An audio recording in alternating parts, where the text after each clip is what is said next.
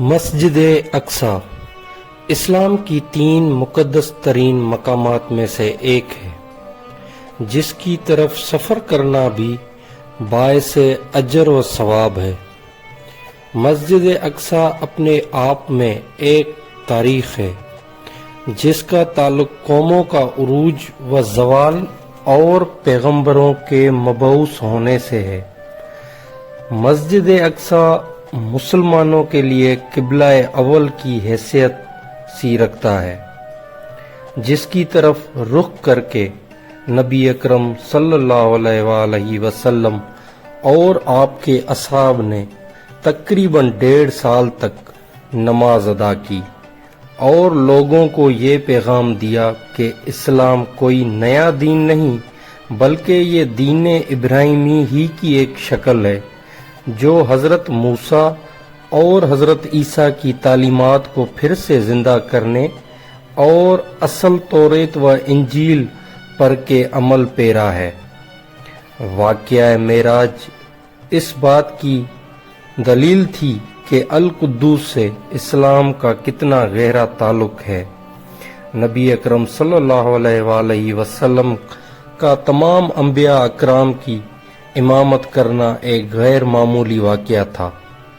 غرض یہ کہ یروشلم اسلام، عیسائیت اور یہودیت تینوں مذاہب کے نزدیک مقدس مقام ہے۔ یہ علاقہ پیغمبروں کا مسکن رہا ہے جہاں بے شمار نبی مبعوث کیے گئے۔ قرآن مجید میں اللہ تبارک و تعالی نے سرزمین قدوس کے متعلق سورہ اعراف میں فرمایا، اور ہم نے اس قوم کو جس کو کمزور بنایا گیا تھا اس سرزمین کے مشرق و مغرب کا وارث بنایا، کہ جس سرزمین میں ہم نے برکت رکھی ہے۔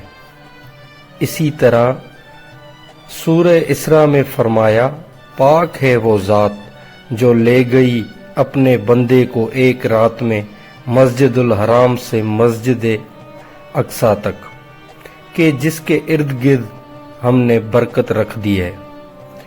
ان آیات میں جس سرزمین کا ذکر ہے وہ بیت المقدس اور اس کے ارد گرد علاقے ہیں۔ حدیث مبارک میں حضور اکرم صلی اللہ علیہ وآلہ وسلم نے مسجد اقصی کی فضیلت بیان کی، لہذا حضرت ابو ذر غفاری سے روایت ہے کہ انہوں نے حضور اکرم صلی اللہ علیہ وآلہ وسلم سے پوچھا، اے اللہ کے رسول، اس روئے زمین میں سب سے پہلے کون سی مسجد تعمیر کی گئی؟ آپ صلی اللہ علیہ وآلہ وسلم نے فرمایا، مسجد الحرام۔ پھر پوچھا، اس کے بعد کون سی مسجد تعمیر کی گئی؟ آپ صلی اللہ علیہ وآلہ وسلم نے فرمایا، مسجد اقصی۔ حضرت ابو ذر نے پوچھا، ان دونوں کے تعمیر کے درمیان کل کتنا وقفہ ہے؟ آپ صلی اللہ علیہ وآلہ وسلم نے فرمایا، 40 سال۔ علماء و مفسرین کی حمایت کے نزدیک مسجد اقصی کو سب سے پہلے حضرت آدم نے تعمیر کیا تھا اور بعد میں حضرت ابراہیم نے اسے دوبارہ تعمیر کروایا۔ روایتوں کے مطابق اللہ نے حضرت جبرائیل کو خصوصی طور پر حضرت آدم علیہ السلام کی طرف بھیجا اور حکم کیا کہ مسجد الحرام اور مسجد اقصی کی تعمیر کرو۔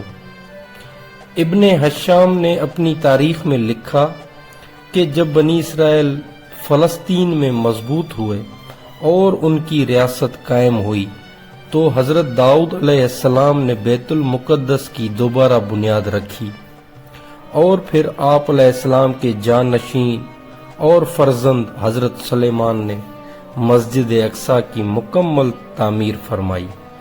غرض یہ کہ احادیث اور تاریخی روایتوں سے یہ پتہ چلتا ہے کہ بیت المقدس کو کئی مرتبہ تعمیر کیا گیا۔ مسجد اقصی کی مکمل تعمیر حضرت سلیمان علیہ السلام کے دور میں ہوئی، جس کی تائید نہ صرف اسلامی روایتوں سے بلکہ اسرائیلی روایتوں سے بھی ملتی ہے۔ حضرت سلیمان علیہ السلام اللہ کے جلیل قدر پیغمبر تھے، جن کی سلطنت مشرق سے مغرب تک تھی، اور انسانوں کے ساتھ چرند و پرند، جانور، حیوانات اور جنات پر بھی آپ نے حکومت کی۔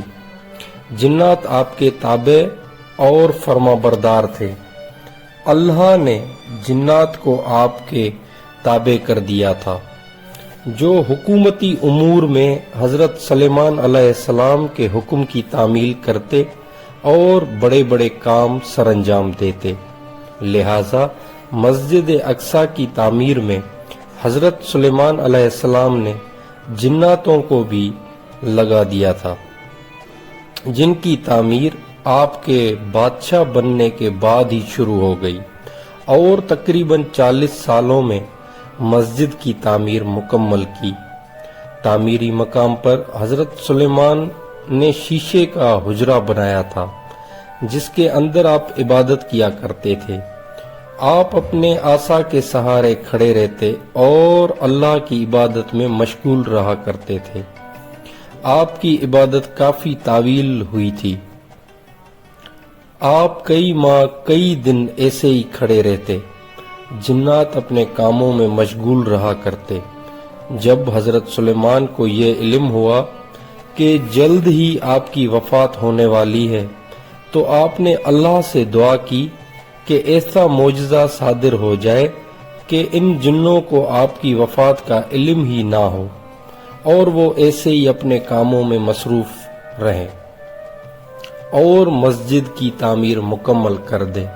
لہذا اسی حجرے کے اندر جب آپ عبادت میں مصروف تھے تو آپ کی روح قبض کر لی گئی، لیکن اس عصا کے سہارے آپ کا جسم ویسے ہی کھڑا رہا، اور جنات یہ سمجھتے رہے آپ عبادت میں مشغول ہیں۔ دراصل پیغمبروں کے جسم مبارک کبھی سڑتے نہیں، نہ ہی زمین کی مٹی انہیں کھا سکتی ہے۔ اس زمین پر جتنے بھی نبی بھیجے گئے، سب کے جسم قبر میں صحیح اور سالم موجود ہیں، اور غیبی طور سے انہیں رزق ملتا رہتا ہے۔ لہذا حضرت سلیمان علیہ السلام وفات کے کئی سالوں بعد تک اسی مقام پر عصا کے سہارے کھڑے رہے۔ اس عصا کو دیمک کھانے لگی اور وہ عصا کمزور ہو گیا، تو آپ کا جسم مبارک زمین کی طرف جھکنے لگا، اور تب جناتوں کو علم ہوا کہ حضرت سلیمان کی وفات ہو چکی ہے۔ اس واقعے کو اللہ تعالیٰ نے سورہ سبا میں اللہ نے یوں فرمایا، پھر جب ہم نے ان پر موت کا حکم بھیجا تو جنوں کو ان کی موت کا علم نہ ہوا، مگر زمین کی دیمک ان کا عصا کھاتی رہی، اور جب سلیمان زمین پر آئے تو جنوں پر وہ حقیقت کھل گئی۔ اگر وہ غیب جانتے تو اس خاری کے عذاب میں